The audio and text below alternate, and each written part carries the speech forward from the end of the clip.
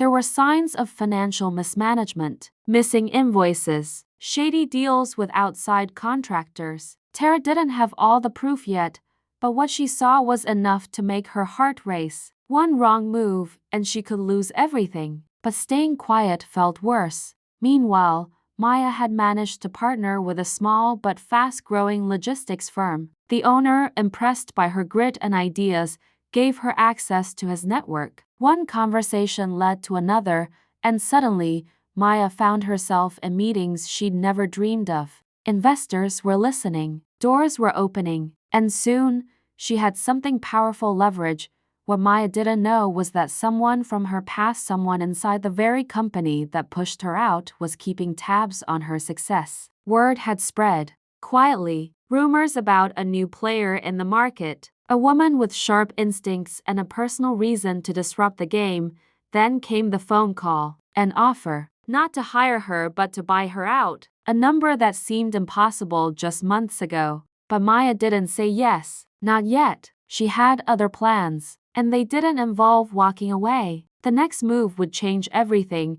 Maya didn't sleep the night after the offer came in. It was more money than she'd ever seen on paper, enough to take care of her family for years. But something about the timing felt off. Why now? Why her? The name on the proposal wasn't familiar, but the tone behind it was too polished, too eager. Something told her it wasn't just about buying her business. It was about silencing her before she got too close to something bigger. While she stalled the negotiation, Tara was digging deeper. She had finally connected with a former accountant from the company, someone who left quietly 2 years ago after raising questions that never got answered. They met in a coffee shop, away from curious eyes. The accountant showed Tara emails, expense reports, and internal memos, documents that pointed to a scheme far larger than bad management. It looked like money was being siphoned through fake vendors, and someone at the top was covering it up. And that someone might have ties to the group that just tried to buy Maya out.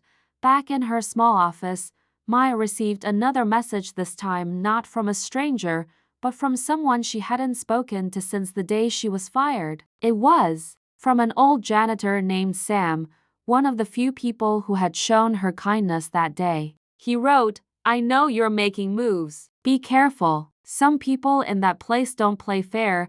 It didn't feel like a warning, it felt like a signal that maybe the offer wasn't just a buyout, but a trap, a distraction to keep her from seeing what was really happening inside the company's walls. She started putting the pieces together: her firing, the sudden collapse in company structure, the quiet employees who were beginning to reach out. What if her story was never just personal? What if she was a threat not because of who she was, but because of what she might uncover? And just when Maya thought she had time to plan her next move, someone broke into her storage garage. No money was taken, just her notebooks. Every idea, every plan, gone. Maya stood in the middle of her ransacked storage garage, heart pounding. The stolen notebooks were more than just paper, they held everything. Her business plans, her personal notes, her thoughts about the company that fired her. She knew now without a doubt this wasn't random. Someone was scared of what she knew, but they had underestimated her again. What they didn't realize was that Maya had already backed up most of her files digitally, hidden under a different name, on a drive stored at her cousin's house across town. That same evening, Tara sent Maya the final pieces, proof of the fraud, emails, payment trails, and internal memos, all connected to Mr. Langston and a shadow company used to move stolen funds. Together, they built a timeline, connecting every dirty deal to the top. Maya knew it was time. She reached out to one of the investors who had been circling her business, someone she'd been cautious with. He had ties to media. Within hours, a story was drafted. By morning, it went live. The fallout was immediate. The company's board launched an internal investigation. Mr. Langston disappeared from public view. Whistleblowers from inside began to speak out. News headlines ran wild with terms like corporate fraud, mismanagement, and abuse of power. The company's value crashed. Investors pulled out. And in the middle of the chaos, an offer came through, not to buy her out, but to have Maya lead a buyout, With backing from her new partners and proof of the company's wrongdoing, Maya returned to the same building where it all began, this time not as a hopeful worker, but as the future owner. Employees stared as she walked through the door, not with revenge in her heart, but with purpose. As Mr. Langston was escorted out, Maya paused, locking eyes with him for the first time in years. He looked stunned, but she simply nodded. She had nothing to prove anymore. But just when things seemed settled, Maya received one final message, an anonymous email. No subject line, no name, just 6 words. Langston wasn't the one in charge. Maya stared at the email, her fingers frozen above the keyboard. She had just brought down the man who once fired her without a second thought, and now someone was telling her he wasn't the real puppet master. But this time, she chose not to chase the shadow. She had learned that not every fight needed to be public, and not every truth had to be dragged out to win. She had already taken back her power. Over the next few months, Maya focused on rebuilding not just the company but the culture. She rehired the quiet workers who had been ignored for years. She promoted people like Tara, who had risked their jobs to speak the truth. The dusty, cold building she once walked through as a nobody slowly turned into something new, a workplace that valued honesty, collaboration, and people over titles. It wasn't perfect, but it was real, and it was hers.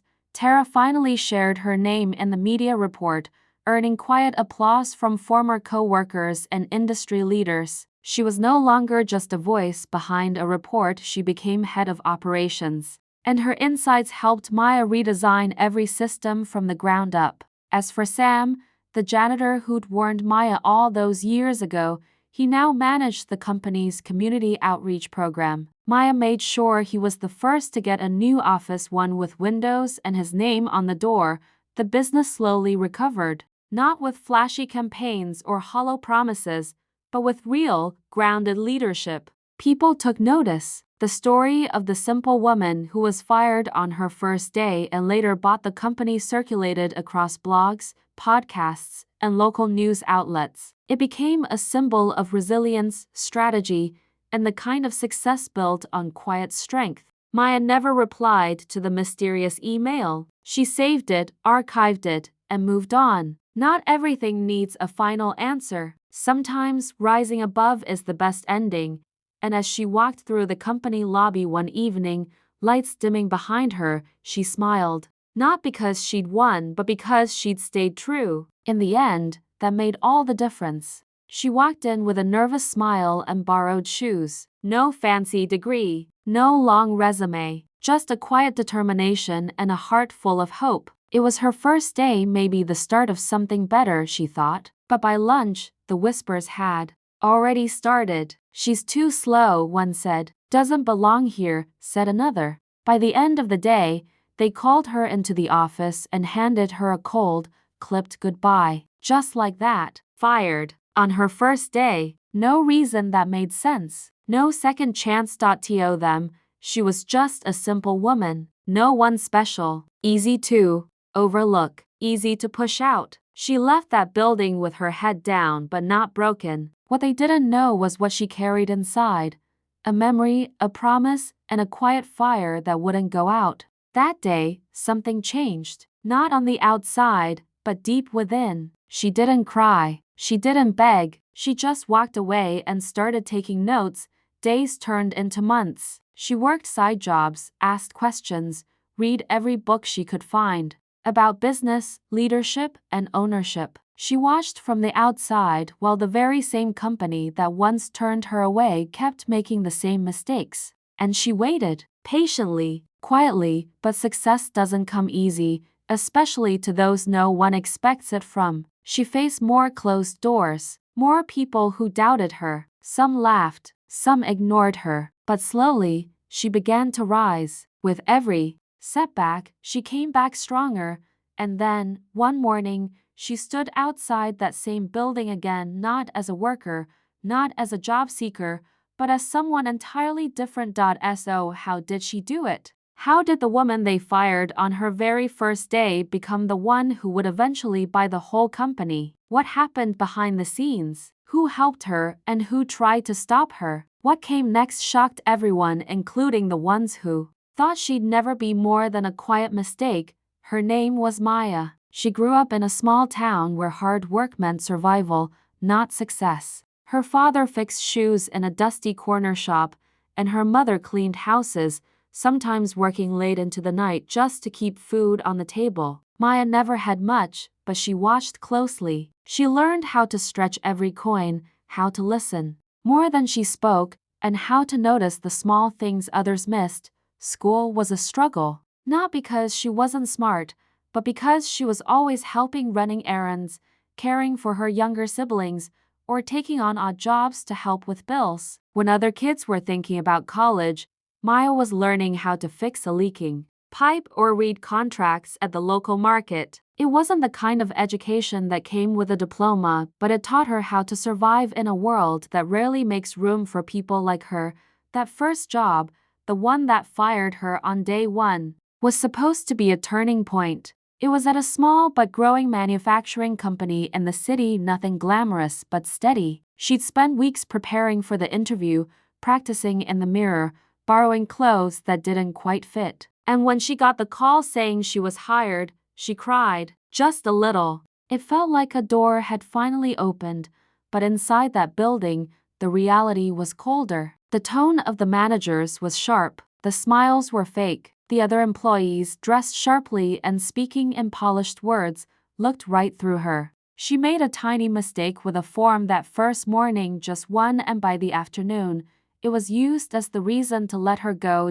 No one asked her side. No one cared that she had arrived early, stayed quiet, followed every instruction. To them, she didn't fit, but that rejection would plant the first seed of something they couldn't predict, because Maya had been underestimated all her life. And this time, she wasn't just going to walk away. She was going to watch and learn. Maya didn't go home that night feeling defeated. She went home thinking. Quietly, she began connecting the dots. The company had problems, and not just with how they treated people. The place was messy behind the scenes. Orders were delayed, workers were overworked, and upper management barely noticed. Even in her one day there, she'd seen mistakes on spreadsheets and heard frustrated whispers in the break room. It wasn't a well-oiled machine, it was a company too proud to see it was breaking.